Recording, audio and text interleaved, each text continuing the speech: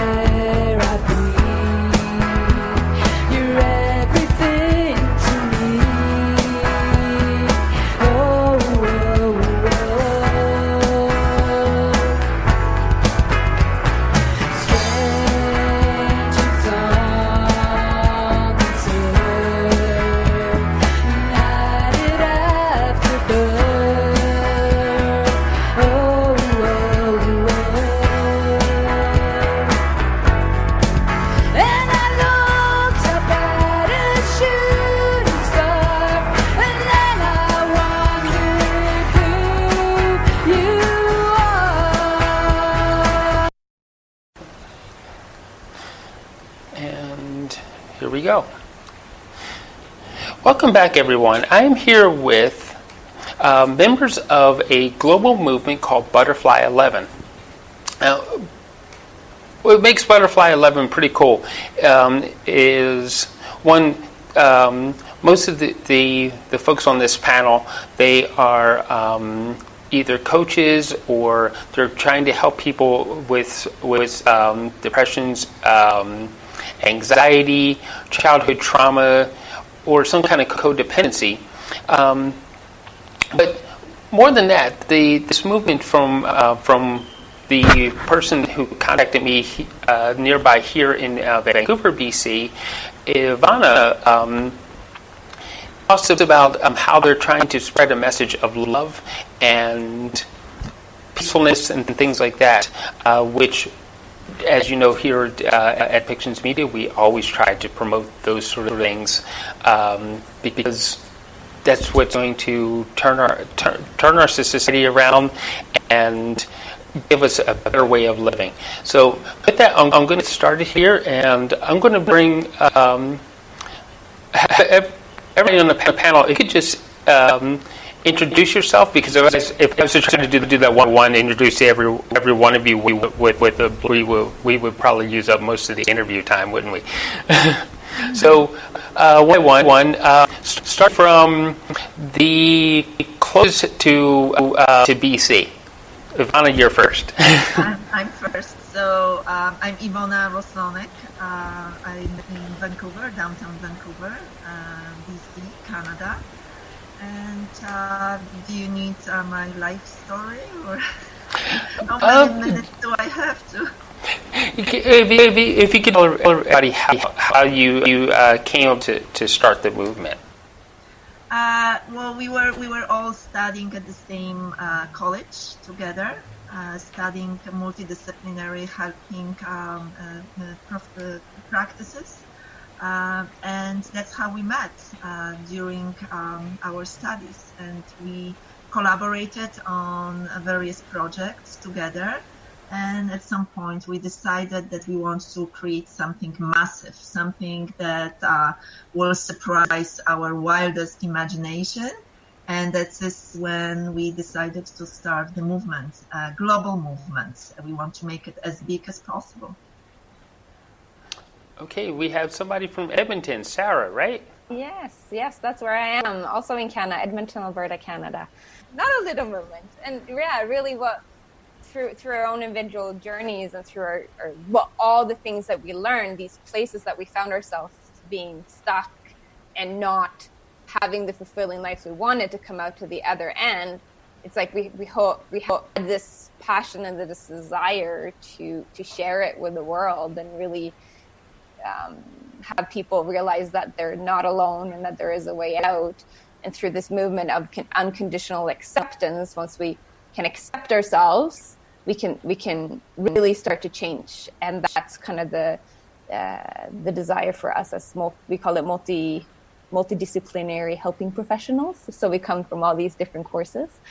We can do for people is really hold that space for them to reflect back their unconditional worth that they have. And once they start to believe it themselves, then some fantastic changes can happen in their lives. Now it's a toss-up who. Let's go with Liza first, and then Dennis. Okay, Liza, you're in the United Kingdom, right?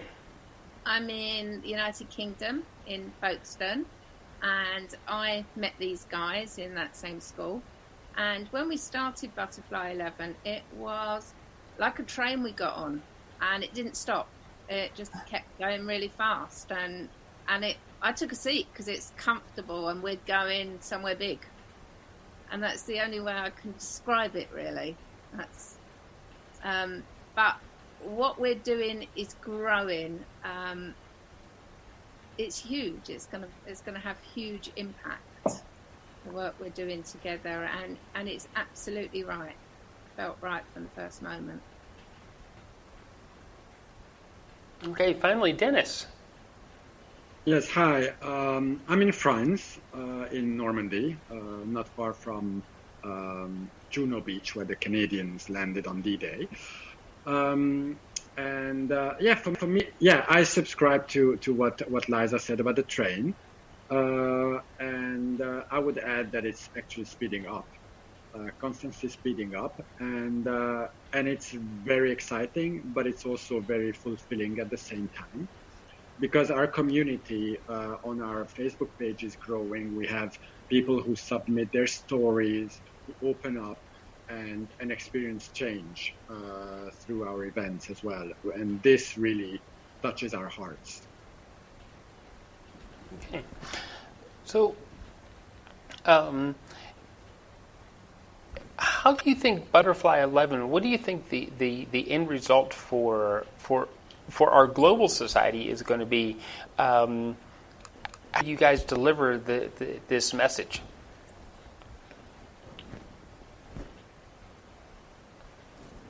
I believe that the change occurs at the individual level, in a person's heart. Mm-hmm. And through our journey, life journey, and our struggles and pain and overcoming, and then working with our clients on an individual one-on-one basis, we have identified the root problem, root of all our problems, which is lack of unconditional self-acceptance.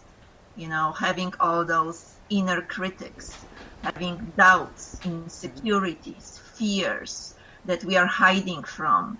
So when we are suffering from this inside of us, inside of our heart, on a collective level, we suffer as the world. So whatever happens within us is then reflected on a collective level. So how we want to change the world, we want to change this by making people aware that they are 100% worthy by their birthright, that there is no one activity, no accomplishment, nothing to add to their worthiness. They're maxed out as they are. And when they have this realization through working with us, then they can live life without limits. And this is going to be visible on the collective level. So we work with individuals, mm-hmm. Then we work with organizations, with corporations, because people are miserable in their private lives and they take their misery to their workplace, and then they're miserable at the workplace, and it goes all back to what's within their heart. Right. So I guess how do each one of you think that you can help make people see that there aren't any limits to life, and make them and help them all feel worthy. Why don't we start with Liza on that one? I think you can actually make people feel more worthy and help this. Well, I suppose it's from the point of who they are at the moment, because do they know who they are? So it's about, as Ivona talks about self-acceptance, but to reach a place of self-acceptance, we start with a place of who we are at the moment and what's real. What is absolutely real. And it's about peeling away those layers of conditioning who we are until we find that place of worthiness, and we begin to love ourselves, for that whole person, as Ivona says, that we actually are, because we are whole. We are always whole. It's just that society tricks us into thinking that we're not, and we're something else that isn't good enough. So that's the goal, that's the aim, and that's what we do very well. In Butterfly 11 on our Facebook page, it's not us that do that, everybody does it, because our members get involved and they tell their stories, and through their stories, other people, they're teaching other people. So it's a group experience. Right. You're bringing me to a comment about your name, Butterfly 11, because it's sounding more and more like you're trying. This global movement is like the butterfly effect.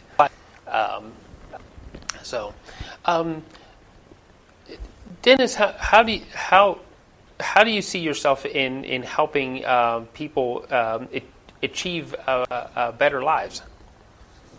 Well, for me, it really starts with, as Liza and Ivona also said, understanding ourselves better, understanding why, everything, all our hurdles or our hurts, going deep and uncovering the underlying, personality, the who I am, and by that process, we are able to overcome those and make peace with the past and just let go of the hurts.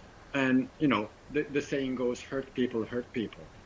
And this is how we see the butterfly effect. If we help people heal, they will stop hurting, and then they will also stop hurting others. And then there's the ripple effect. Absolutely. I can see the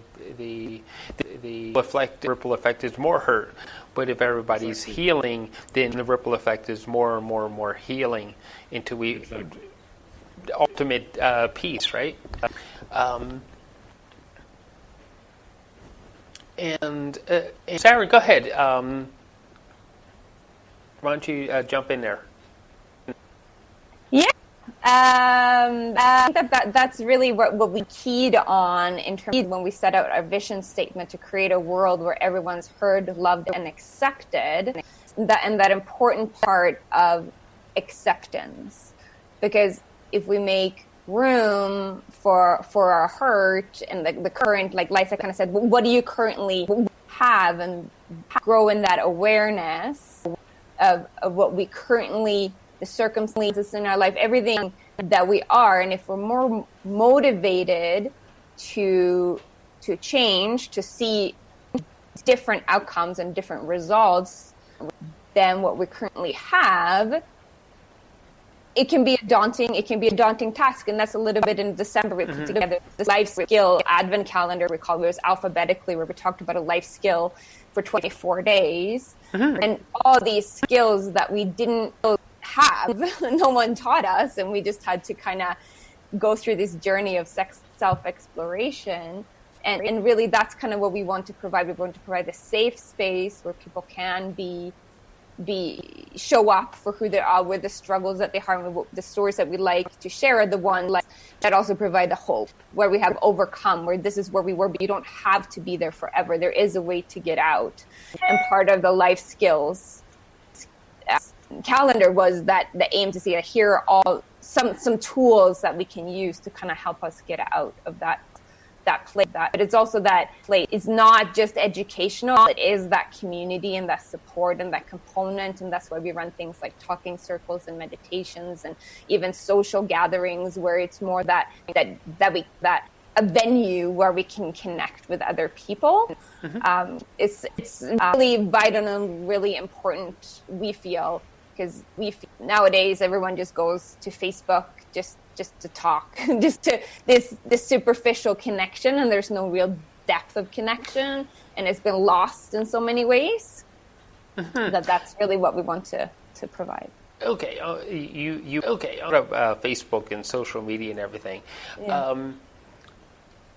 Do you think in some ways that we have lost the art of communication and conversation because of all the technology that we have? We'd rather text than actually voice what we have to say. Absolutely, yeah, and it's just kind of that quick fix to say like, well, I reached out to someone. That kind of like I commented on something, but there's the lack of the depth of that, really to be able to see someone. And I know that the word hold space can be a little invasive, but that to be there for someone that really someone to hold space for them, and you can't really do that through text. You can't do that through just commenting on someone's post on Facebook. Right. Okay. So you use the term hold space, and it's something that we also actually say if you are behind the camera or if you're interviewing somebody, that we actually say hold the space because we're the connection to everything else, right?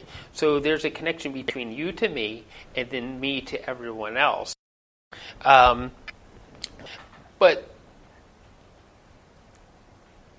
on the level of you being a coach, hold that space means comfort, does it not?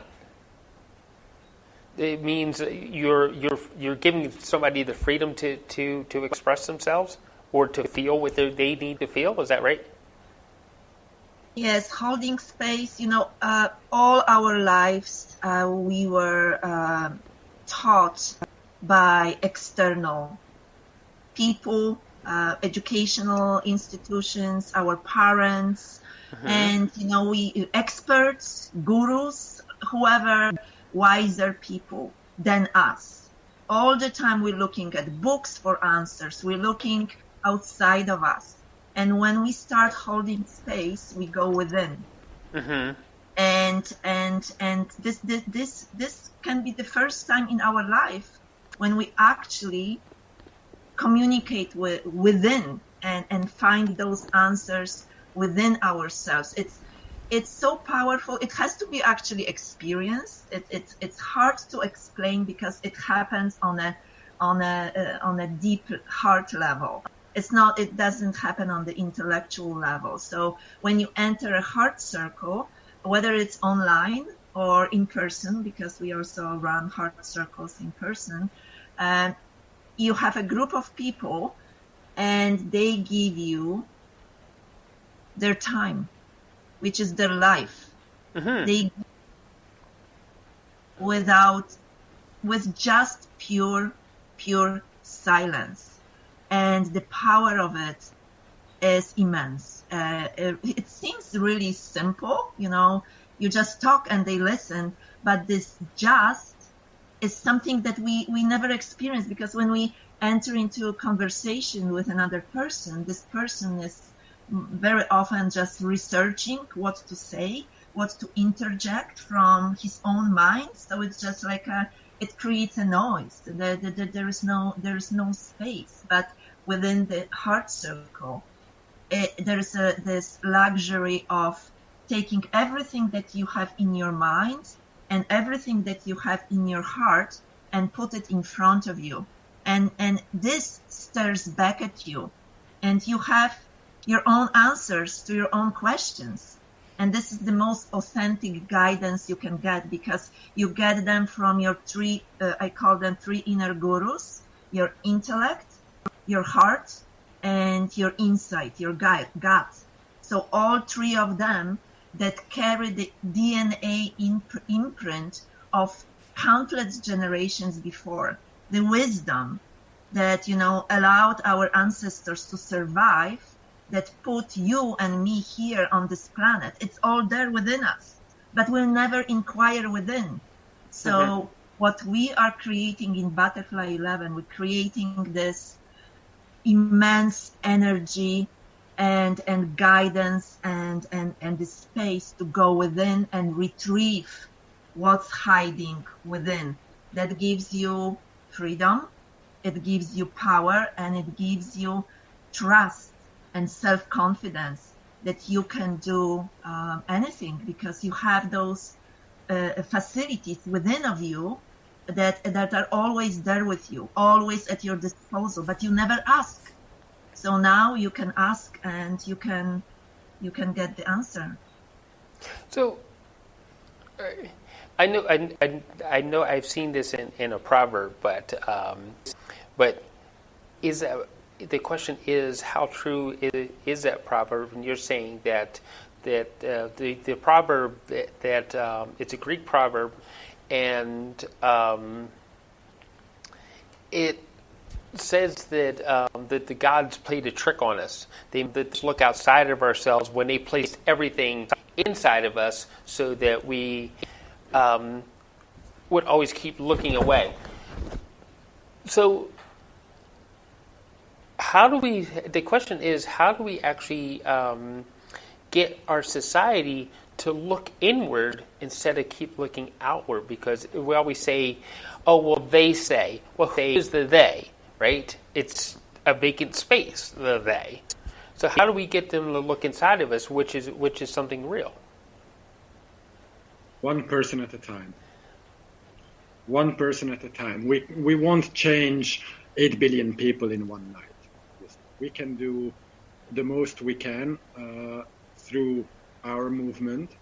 Whoever wants to join, whoever wants to attend our free events, we are there for them. We show them the way. We lead by example, and we hope that it makes a ripple effect, and it is doing it is making a ripple effect. Yeah, I'll add to that. So to get somebody to look inside of themselves, it means, and it's going back to that holding space, it's giving the time to do it. We're so fast, but sometimes we just need to stop and provide that space. And when we're in a relationship, whether it's a group like this or a one-to-one, we're sharing that energy, and that energy is so powerful. We're sharing, science calls it a toroidal field, we call it auras or whatever, there's so many different names for it, but it's energy, and that energy works, and creating that space. And then we ask the questions, as coaches ask, and we call disruptive questions. We might ask a question that actually gets us to go right inside, because somebody's asked me something I don't know, so I have to go somewhere deep to find that answer. And I think it's very much of that is what makes us. It's the stop in, the space, the stop in, and then those amazing questions that go, whoa, I'm not going to find that outside of me. I have to go in, and I think we've all done that on our journeys, haven't we? We've all gone, I'm not going to find that anywhere else but inside, and start. And we always start our heart circles with a meditation, so we ground ourselves. We have different groups, we have meditation groups and things like that, but all our circles start with a meditation, a grounding, so that we can actually be here where we are, and that's where we create that space. Sorry for butting in. Okay. So okay. Now, Dennis, you mentioned events and things like that. So what are some of the events that are happening? I know Sarah mentioned the 24-day Advent calendar. What else is going on? What other events are you guys putting out there? We have a variety of events, and we're always, alternating. We have meditations, online meditations, where everybody can join and just spend half hour in a grounding session and a heart meditation. We call it heart opening meditation. We have breath work on other days. We have heart circles or talking circles for those who prefer that term. We have socials where we just meet with a cup of coffee or a cup of tea and just chill and spend some time together and talk about whatever, the weather or the kids or whatever. So and then we have some initiatives like the Advent calendar that we did. Those videos are online, that are recorded, so everybody can watch them whenever they want. Mm-hmm. We also had a challenge, random acts of kindness at the end of December, and we collected about 70 from our participants. We collected 70 random acts of kindness, and then we shared how it transformed our life. So that was one of the initiatives online. We will be coming up with another exciting initiative beginning of February that has to do with love. And we also collaborate with charities, and we have some projects to collaborate with businesses to deliver our services to groups. So it's not only one-on-one, it's not only online, but we've only started in August. So we're putting an infrastructure together to go out, and this is going to be happening in different countries. We're looking at something that could happen very soon in India. We will be working. We look at opportunities. Opportunities present themselves, and this is where we go. This is a movement, so we don't have like a strict strategy, and we want to engage people. So we can't do it all by ourselves. So we welcome contributors, we welcome writers, we welcome people with ideas that are governed by the same vision that we are governed, which is to create the world where everyone is heard, loved, and accepted. So we are going places that we don't even know where, but it is exciting, and we feel that we are being guided by our purpose. So, we don't have any structure within our movement. We don't have a CEO. We don't want it. We are modeled on a teal organization, which is an organization, 21st century organization, when the members bring to this workplace of ours their whole self. Physical, emotional, spiritual, and we are all governed by our passion. So there is no border between what we do within the movement and in our life, because it's not like we're going to work. We're going to enjoy this wonderful energy. So the work in its traditional, there's no hierarchy. The work in its traditional sense disappears because you are there, full of you. You don't have to compartmentalize. Oh, I'm a different personality at work. I'm a different personality in a private life. You're completely authentic.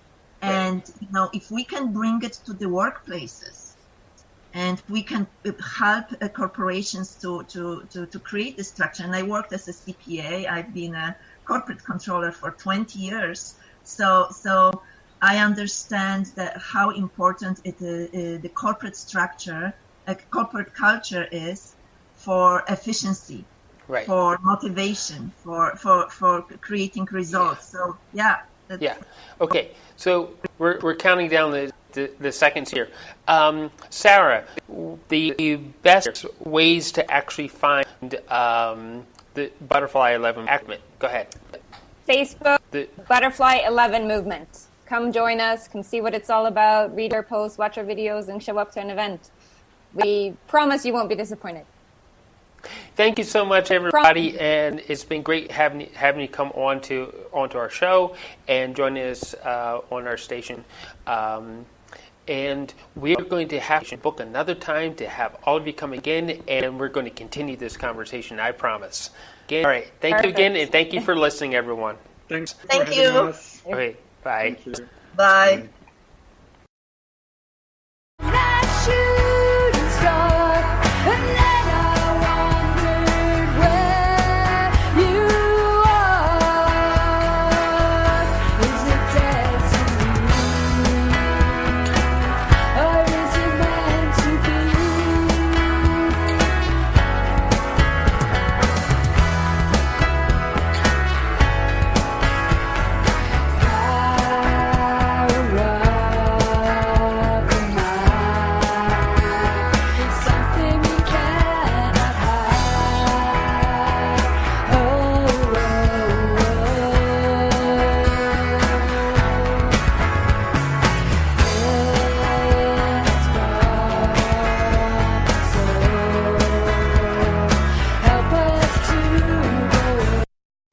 This show has been produced by Depictions Media.